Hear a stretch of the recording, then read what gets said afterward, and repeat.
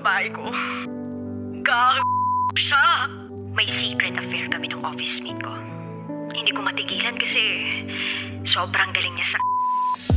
Rocky's Secret Files. Secret Files. It's the kind of bleep you never knew existed. Kunwari inosente, pero boy naman pala. Rocky's Secret Files. Secret Files.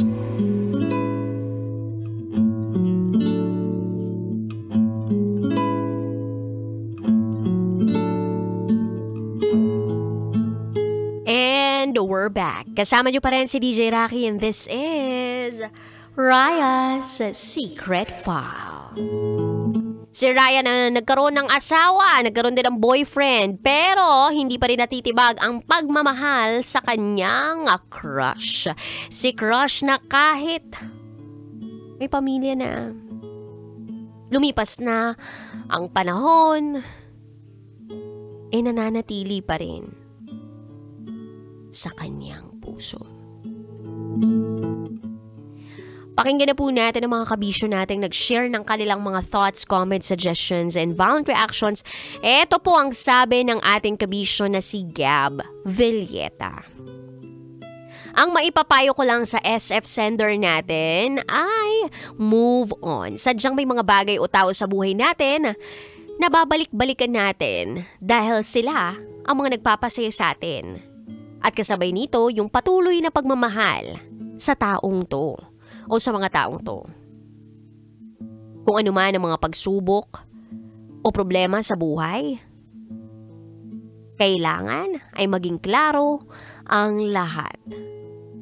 At kung merong dehado dahil may pamilya na yung isa at ongoing pa sila, mabuti nang mag-focus na lang sa sariling buhay. Babati po DJ Rocky, ikaw po ang pinakamaganda sa puso't isipan ko, walang halong charot with harot yan. Ipaganon pa si Gab Villeta. Salamat Gab! Ito pa sabi ni JP, tanggapin na lang niya na nasa huli talaga ang pagsisisi. Nakarelate ako ma'am, kasi ganun din ako. Na kahit matagal na yung panahon na hindi kayo nagkausap, once na magparamdam uli, babalik yung natutulog na damdamin. Pero ganun siguro talaga, pinagtagpo lang sila at hindi itinadhana. May pamilya na yung lalaki. Huwag ka nang manira ng pamilya. Okay na yung kumustahan, at least may mapagsasabihan ng problema. Mahirap din kasi ang LDR. Yun lamang po, happy Tuesday. Ingat po, pabati kay Arnold Salvacion, watching right now. He is my friend. Uy, thank you so much, JP. Ito pa ang sabi ni Russell. Nang dahil kay crush, puro failed at toxic relationship ang na-experience ni Raya. Sana lang kayo ng crush mo. Pero wala. Too late to start a relationship with him. Committed na siya. Forgive yourself and learn to forget para sa peace of mind mo. From Russell. Ito naman ang sabi ni Marilyn. Nako, yung ginawa ng asawa mo, sender, drama lang yon. Yung pagpapakumbaba, ayaw lang niyang makulong. Ay, bakit naman kasi naging ganun yung asawa mo? Ang tindi, may pamilya na. Tapos mangangaliwa pa. Pero buti na lang nakawala ka sa ganung klaseng lalaki. Oo, pwedeng magpatawad, pero ang pagtanggap, pinag-iisipang maigi yan. Happy watching and listening to Sir Than. Shot na. Thank you po and God bless sa inyo. DJ Rocky from Marilyn. Thank you. Ito pa ang sabi ng ating kabisyo na si Charles. Uy, tuloy. Tinuloy ang part 3 and 4. Baka merong part 5 and 6 ha. Baka may plot twist pa. Move on na lang. Nasa proseso ang pag-move on at hindi naman yan minamadali. True! Ito pa sabi ni Jason. Move on na. Part siya ng buhay mo. Kahit papano, hindi talaga kayo ang itinadhana.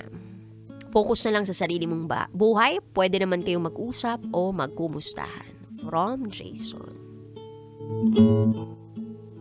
Alam mo, iniisip ko talaga yung nararamdaman ng isang taong gusto lang naman na mahalin siya. Tapos sa tuwing pumipili siya ng lalaki sa buhay niya, parang nagfe-fail siya.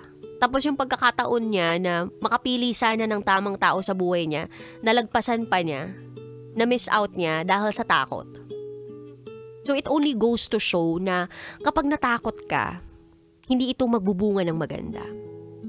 Oo, hindi talaga mawawala sa buhay ng tao yung takot.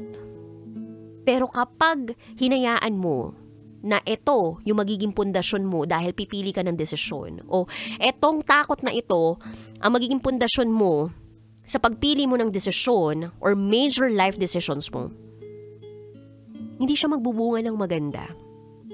Kasi 'di ba, nung time na okay na sana sila ni Crush, bigla siyang pinagbantaan ni jowa niya na naging asawa niya. Sige, sasabihin ko sa magulang mo na may nangyari na sa atin. Papakasal na tayo. Diba, natakot siya. And hindi rin naman natin siya masisisi kung yun yung mas nangibabaw sa kanya because her feelings were valid that time. And hanggang ngayon, kung ano man nararamdaman niya, valid pa yun. Valid pa rin yun. Kung ano man nararamdaman ng bawat tao, valid yun. Walang dapat mag-invalidate nun. It's just that, thinking about it, parang nga no, pag hinayaan natin na yung takot, yung mamayani sa buhay natin, hindi siya nagbubunga ng maganda, hindi tayo nagiging tunay na masaya. So, wag kang matakot makipagrelasyon sa may pamilya niya. Charot! Charot lang! May darot! Grabe naman yun. Biro lang! Yung mga ganun, pwede kang matakot sa ganun. 'Di ba? Yung ganun, pwede kang matakot. Oh, may pamilya na. Oh, takot ka. Pero yung alam mong single, 'di ba? Yung alam mo na hindi ka naman masaya sa kasalukuyan mong relasyon, then save yourself from that misery. Well, nasa huli talaga ang pagsisisi. But maybe, it wasn't really bound to happen. Yung maging kayo ng crush mo, hindi talaga. Bakit ko to sinasabi? Para makamove on ka na talaga. Kasi kung patuloy mong iisipin na siya yung the one that got away mo, siya yung taong forever love mo, natatakot ako na baka hindi mo na matagpuan yung tamang tao talaga para sa'yo. Baka hanapin mo siya sa bawat taong makikilala mo. Na baka meron naman talagang tao sa paligid mo na gusto kang mahalin ng buong buo, pero hindi mo siya magawang mahalin ng buong buo dahil hinahanap mo yung katauhan ng crush mo dun sa mga taong yun. And it's kinda unfair kung sakaling mangyari man yun.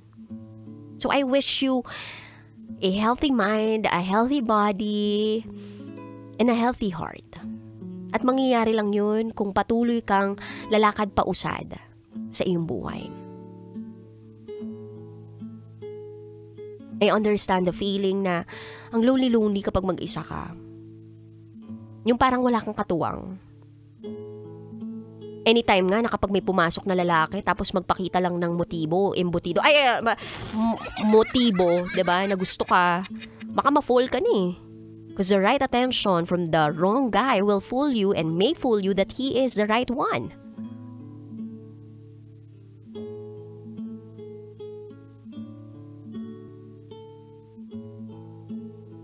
Yung last time, nagkaroon ka ng boyfriend. Nasa Taiwan ka. May girlfriend na. Maraming bisyo. Hindi man lang love radio yung ginawang bisyo. Di sana okay yun. Alam mo nang marami siyang red flags, but you still chose to stay.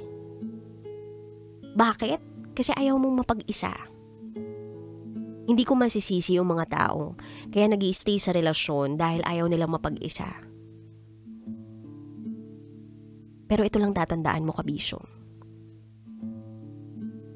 Hindi mo matatagpuan yung tamang tao para sa'yo. Kung pipilitin mo pa rin na maging tama yung taong kasalukuyang kasama mo.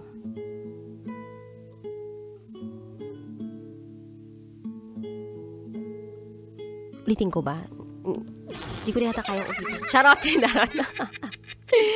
Anyway, Sa mga kabisyo po natin out there na gusto mag-share ng kanilang secrets, share it to me, raketera@gmail.com. I gotta say BRB as in bathroom break. You're still with me, DJ Rocky.